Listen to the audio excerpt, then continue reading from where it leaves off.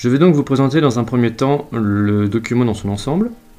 Ici nous avons le premier onglet nommé grille qui comporte la grille d'évaluation complète dans lequel nous mettrons toutes les compétences ainsi que les observables.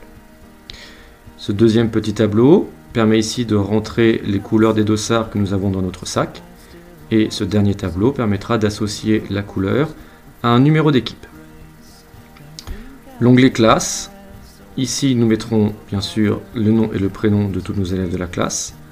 Le reste de la grille se remplira automatiquement et tout seul lors de la saisie de l'évaluation. L'onglet équipe permet de composer nos équipes. Elle se fera par liste déroulante. Vous verrez tout à l'heure pendant la démonstration comment cela se fait. Tout le reste se remplira également tout seul. Ensuite, chaque équipe possède son onglet dans lequel le nom des joueurs sera automatiquement rempli et dans lequel nous pourrons ici faire nos observations. Pour le remplissage, j'ai toujours par habitude de commencer par la couleur de mes dossards. Jaune, violet, rouge, bleu et vert. Ensuite, je vais associer à l'équipe 1 la couleur rouge, à l'équipe 2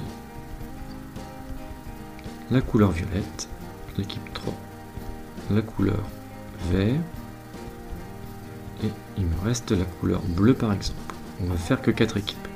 Si je vais rajouter ou si je modifie ces couleurs, la liste déroulante sera modifiée en conséquence.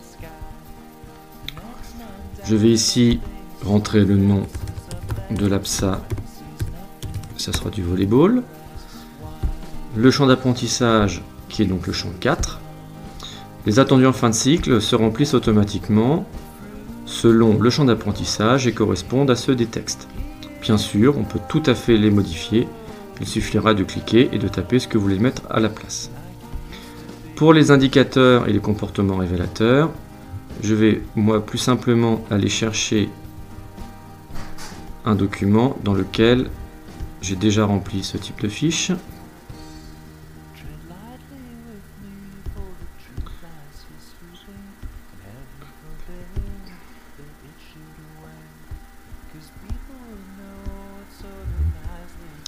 Je vais tout simplement faire copier et pour ne pas modifier l'intégralité de la mise en page, je vais coller seulement le texte. Les attendus en fin de cycle, je vais mettre une valeur correspondant aux attendus de fin de cycle. Et on peut voir que la note sera ici sur 20. Pour la classe, même principe qu'avant, j'ai une liste de classes prête. Alors bien sûr, il s'agit ici d'une fausse liste de classes, totalement inventée. Même principe, on va faire copier et ne coller que le texte. Alors actuellement, je travaille sous LibreOffice, bien que le fichier soit un fichier Excel à la base, mais vous voyez, ça fonctionne tout à fait correctement et vous retrouverez la même façon de fonctionner sous Microsoft Office. Une fois ça fait, je vais passer à ma composition d'équipe. Il suffit donc de cliquer sur les onglets, la liste de classes que je viens de remplir apparaît directement. Donc là, je peux composer mes équipes.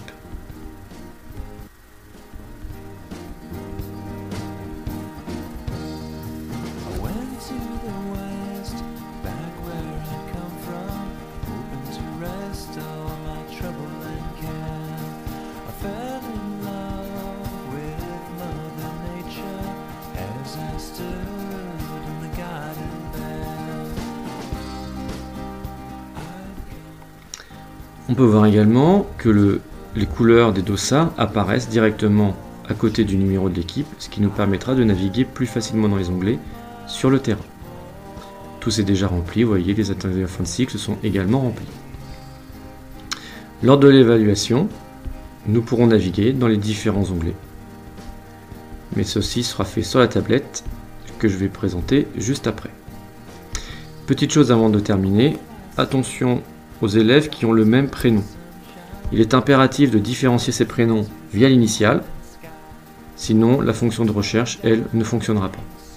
On peut voir ici que les élèves qui sont dans les équipes apparaissent avec déjà une note, pour l'instant 0 puisqu'aucune évaluation n'a été faite, et que tout élève ne participant pas à une équipe sera noté avec un dièse ND, ce qui nous permettra de voir qui est dans les équipes et qui ne l'est pas. Nous voici maintenant sur la tablette. On va donc ouvrir le fichier de démonstration. Sur ma tablette, tous les fichiers de type Excel s'ouvrent avec WPS. C'est une suite bureautique gratuite que l'on retrouve sur Apple comme sur Android. Nous retrouvons bien la grille d'observation avec les niveaux d'acquisition, les couleurs associées à chaque équipe. Dans l'onglet classe, nous avons bien tous nos élèves. Dans l'onglet équipe, nous retrouvons les équipes. J'en ai constitué quelques-unes de plus. Faisons l'observation et l'évaluation de l'équipe 1. Il suffit de cliquer sur la case et, via la liste déroulante, de mettre le comportement observé correspondant à l'acquisition des attendus en fin de cycle. Si nous mettons un comportement correspondant à insuffisant, 25% de la valeur de l'attendu sera noté. Si nous notons fragile, c'est 50%, satisfaisant, 75%, très satisfaisant, 100% de la valeur des attendus en fin de cycle.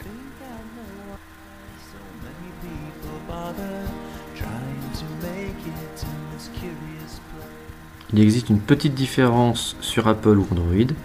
Sur Android, un clic ouvre la liste déroulante. Sur Apple, il faut cliquer 2 fois sur la case.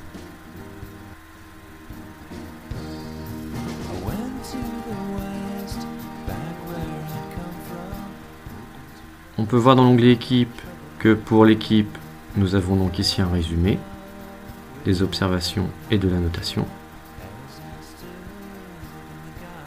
Et que l'on retrouve la même chose dans l'onglet classe, ce coup-ci par élève, par ordre alphabétique. À aucun moment le clavier ne sera nécessaire lors de cette saisie.